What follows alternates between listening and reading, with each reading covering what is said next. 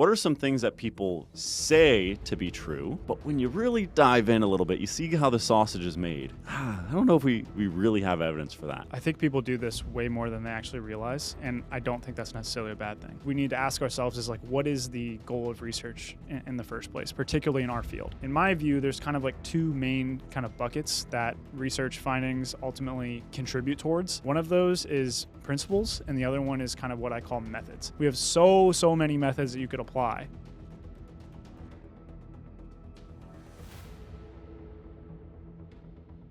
So Ryan asks, what are some fringe extrapolations we don't really have evidence for? So in other words, what are some things that people say to be true, but when you really dive in a little bit, you see how the sausage is made? I don't know if we really have evidence for that.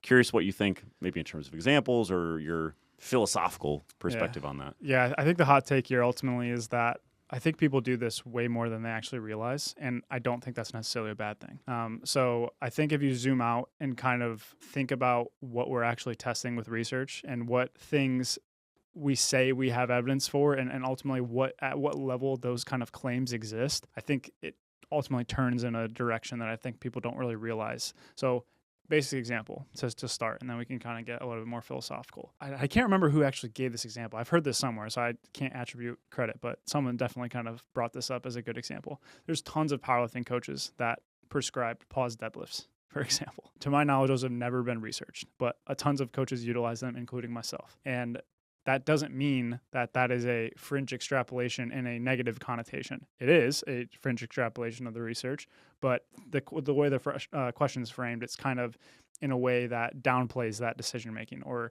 makes that seem lesser than. Maybe not intentionally, but that's kind of how I read it. I don't view it that way at all. So to me, really what we need to ask ourselves is like, what is the goal of research in the first place, particularly in our field? So in different fields, this is a kind of different application. So in my view, there's kind of like two main kind of buckets that research findings ultimately can kind of contribute towards.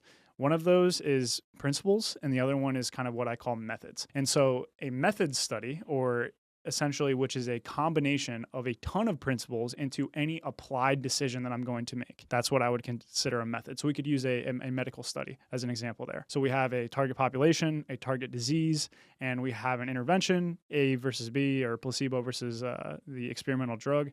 And we're looking to see directly in the population that we're interested in with appropriate levels of statistical power and measuring the exact outcomes that we're looking to measure, whether that's safety or efficacy or maybe long-term side effects or long-term effects on mortality or disease progression, whatever it is. We're directly assessing that method.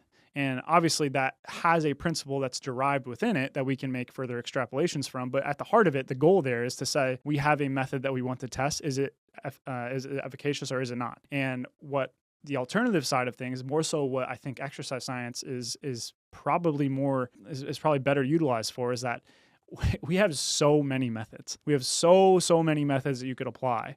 And the reality is currently we haven't investigated any one of these methods or comparisons between training interventions with enough statistical rigor to be really, really confident about that. And then even then, you have to ask yourself, in what ways do the studies diverge from the place I'm looking to apply this? In the case of medicine, that's a whole lot less, typically, in terms of the types of patients that we're looking to apply the medications towards. It's usually a much greater overlap than the individuals in resistance training studies that we're looking to apply the findings to. You have, obviously the strength of the participants, the training status, the types of interventions that we're looking to apply. Things are usually just on a whole different scale, in addition to the fact that we haven't really investigated any one of these methodological comparisons in a really, really vigorous way to begin with. So because of that, and because of those limitations, and again, just because of the sheer number of methods that exist to begin with, to me, I view the utility of research as really looking at things from a principle-based perspective. Let's zoom out. What are the principles that people are asking questions about, and what are those principles contingent upon? So then that's where, obviously we're big fans of evidence synthesis and meta-analysis and utilizing all the available data to come to these generalized principles, or at least describe them to the best that we can, and then also see, do those principles depend on any of these other factors in terms of training status, in terms of habitual training, practices like volumes, etc., and do that the best that we can. And then that's going to inform us the principles, at least from a descriptive perspective, the best that we possibly can, so that when we go out in the real world, we can utilize those principles to help us filter through the methods that probably make the most sense. And that to me is a completely different framing than saying, okay, I do this in the gym. Is that evidence-based or not? Like I don't really view anything like that, because the reality is almost all of the methods that we apply, even a full body training program completed with high volumes, to my knowledge, there's literally no study that's done that.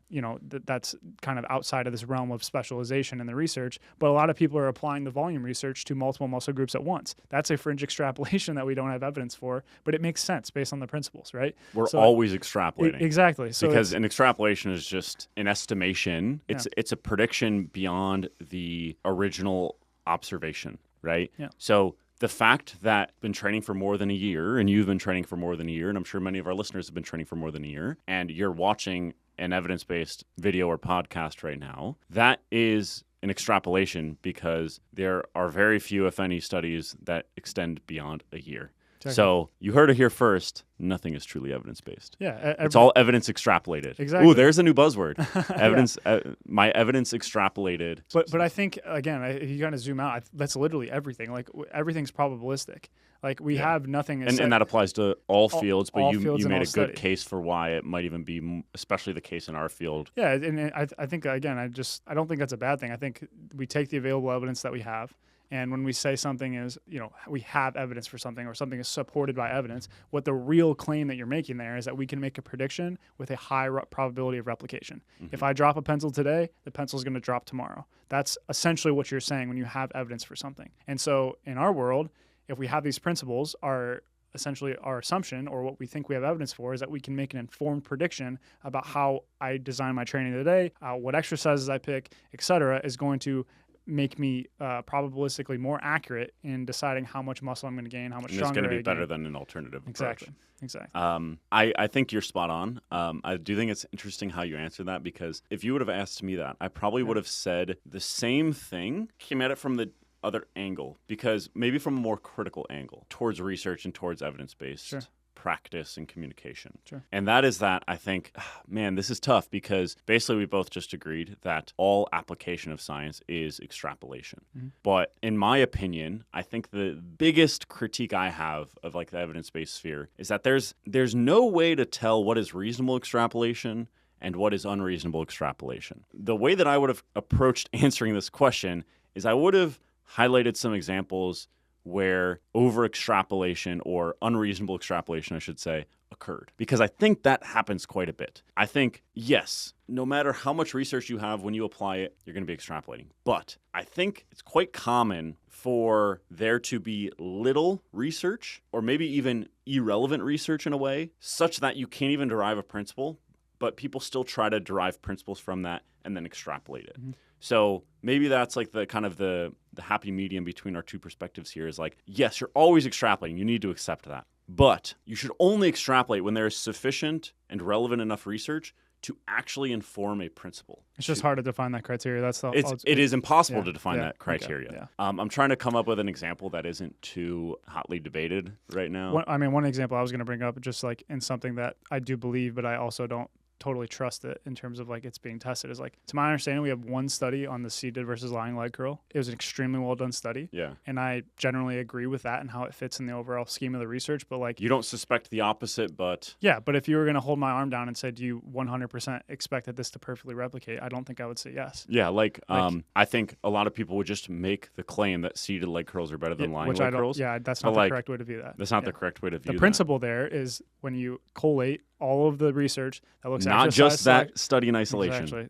Looking at the exercise selection research, range of motion, resistance profile, you collate all that together, and it seems to tell a similar picture on average. That's the principle. Maybe there's a small effect leaning towards a beneficial effect towards training practices that lead kind of create more tension or more difficulty when the muscle is not at its most shortened length within the range of motion, right? Like that's the appropriate conclusion, exactly. Not saying, oh, this study exists, therefore seated leg curls are better than lying leg curls. And the part of that study that people often don't talk about is if you flipped on the other side of the body, the sartorius as an example, saw better hypertrophy in the lying leg curl. And is that another part of the experiment that would replicate upon seeing that again? Right. I don't know. Would that further, the question is, would that replicate? Exactly. Another question is, you could replicate it using the exact same methods with different machines. Higher volumes. RDLs involved. The exact leg curl, seated leg curl and lying leg curl they used definitely matters. Last time I tried looking for that information, I couldn't really iron out exactly what the machines were, and that could influence the resistance profile. All these details, what we're currently saying right now, is exactly the point, and why I'm saying that like the role of research is not to delineate between these methods. That's not what it's for. Yeah. It is to take a zoomed out position on, okay, what are these overarching principles in which these things and these different methods seem to align on. Now, obviously, if you want to test a method, you can. You can do that, but the method itself needs to be aligned in the population with the intervention. And you have to compare it to something else, and therefore you're only making an A to B comparison. Exactly. But in practice, you're comparing A to not just B, but A to infinite other options of methods. And that's why studying methods, I don't think, is the best use of resources. Exactly. And that's what I meant with like the delineation between that and medicine. Obviously, you could take different types of medications, different doses, et cetera. That's clear. It's not that you have, only two options, but like in the medical context, I'm going to take the drug or I'm not. And it's much clearer to define. It's a little more A versus B. Exactly. But in the world of training, you have to, when you design a study, you have to have a training volume. You have to have a exercise selection. You have to have a frequency. You have to define your training population. All of those things could be in direct opposition to how you're looking to apply it. Yeah. So it's not to say that they're operating in completely different spheres or completely different sectors. They're not. All research operates on these principles of methods to principles, but the exact context in which exercise science is typically applied, I think, is much more strongly on the principles end of things. Yeah. And I think that and again, just to wrap things up, we're making fringe extrapolations all the time, and I don't think that's a bad thing. It just needs to be done at the appropriate level or made with the appropriate information in mind. And evidence-based fitness, in my opinion, you can let me know if you agree with this, would be a lot more fruitful, and also the trust that consumers have of it would be much better if the degree to which we're extrapolating was better communicated, and the royal we, didn't... Gonna get in trouble with that one. Don't make claims that appear to be these really strong principles when the research is either derived from methods. Or when the research is there's just too little research, or the research is irrelevant. Because what we see quite frequently happen is there's a little bit of research. There's 2 or 3 studies. There's 4 studies. They lean in a certain direction. You have a couple significant p-values pop. Cool. Now we're gonna run with that. But then naturally things kind of are a little bit less exciting when you get a ton of research.